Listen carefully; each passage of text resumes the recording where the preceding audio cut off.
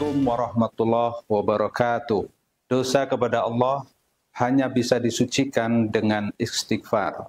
Sedangkan dosa kepada sesama manusia haruslah dengan permohonan maaf yang tulus. Dengan penuh ketulusan saya ingin mengucapkan selamat Hari Raya Idul Fitri 1444 Hijriah.